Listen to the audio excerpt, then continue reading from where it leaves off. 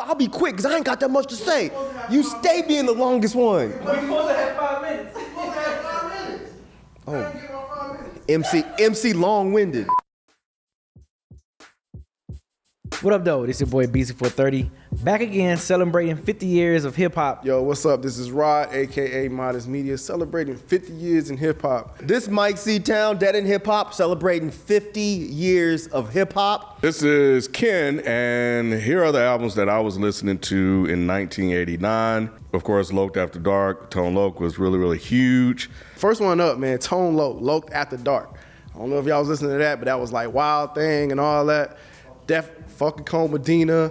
So yeah, definitely was listening to that. I mean, that was the album. That was the album, Funky Cole Medina. That was the shit. De La Soul, 3 Feet High and Rising. That was a really formative album. De La Soul, 3 Feet High and Rising.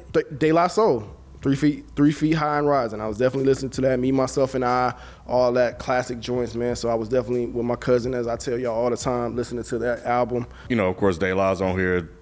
Ghetto Boys, obviously, I talk about them a lot. Ghetto Boys, grip it on another level. I was up on Ghetto Boys around this time, so yeah, definitely was listening to that project. Do It Like an OG, you know when that Ken? Okay. EPMD, Unfinished Business. DOC, No One Can Do It Better. DOC, No One Can Do It Better. That's like playing the hell out of that. Like, I'm surprised B didn't have this many that he was listening to. I'm really shocked that he wasn't listening to this stuff. DOC, definitely. Let's see. Let's keep going. Young MC. The freaking Young MC. That's freaking insane. Ice-T, The Iceberg. Freedom of Speech. Yeah, just watch what you say. Third Base, the Cactus album. I feel like I listened to this when it came out, but I'm not all the way positive. And I threw it on today, and I definitely remember a lot of it. Ghetto Music, the blueprint of hip hop. Big Daddy Kane is the Big Daddy thing. 2 Live Crew, as nasty as they want to be, iconic cover. Even as a child, I was just like, oh my God, boy, this cover on here. Yeah, that was the joint. I'm from Florida, so yeah, had to been listening to some. I couldn't not listen to 2 Live Crew. 2 Live Crew. I mentioned 2 Live Crew on the one about I think it was 86. They're still doing their thing with As Nasty As We Want to Be. Special Ed, Youngest in Charge. That was the one. Special Ed, yeah. LL Cool J, Walking with the Panther. Oh my God, yeah. That whole Cool More D, LL Cool J beef. I was right there in it. I remember it. All of that. So yeah, I was definitely listening to that. Gangstar, you got Walking with the Panther, LL Cool J. I was a big time LL Cool J fan. Y'all left off Heavy D and the Boys with Big Time. Y'all wasn't jamming that shit? We got our own thing. That shit was so good. Get out my damn video, bro. Get out my video, man. Give me my time. Ice-T Iceberg. That was one of the first ones I bought. I bought that album. Get your ass out my video. Of course, Heavy D and the Boys, as well, big time. Old Town 357. I am not ashamed to say that I was listening to this because I love their cover as well. Like, I mean, my cousin had the poster, he put it up in his room, and we would listen to Old Town 357, and it's a subsidiary of MC Hammer. So yeah, definitely was up on that too. Old Town 357 were huge as well.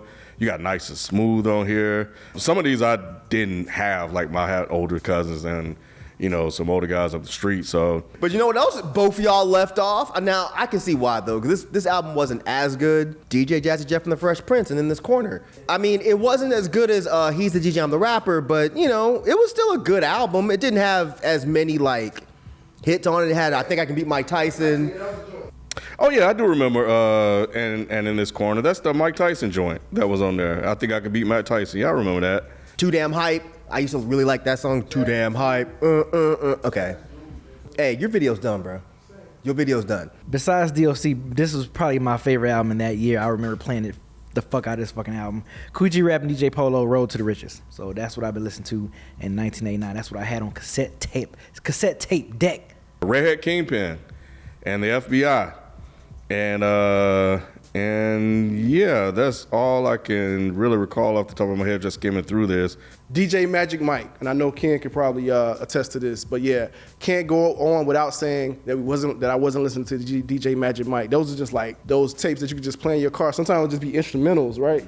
Yeah, man, those were the joints. So yeah, he had several joints. So I'm glad that I saw this on here. They don't have the date when it came out, but I definitely was listening to that. So yeah, that's what I was. Hold your horses, man. Hold your goddamn horses. But here's the album that I can't believe nobody has mentioned. And I've always felt like this was a really underrated album, and that's Def Jeff, Just a Poet with a Soul. I don't remember exactly how I found this album. I think my sister put me on. And I still think this album is fantastic, but he only had one hit. It was called Give It Here.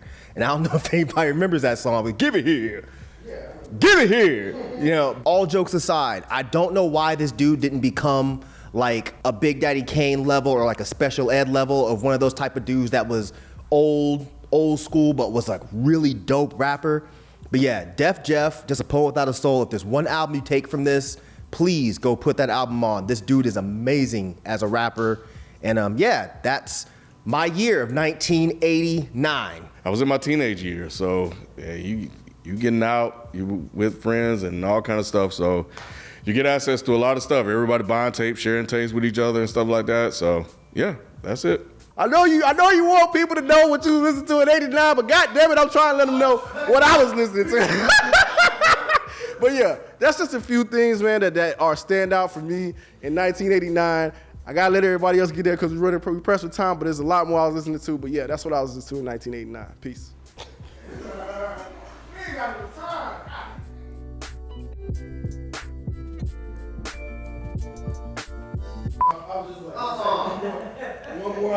One more I had on mine was MC Light, and that was Eyes on This.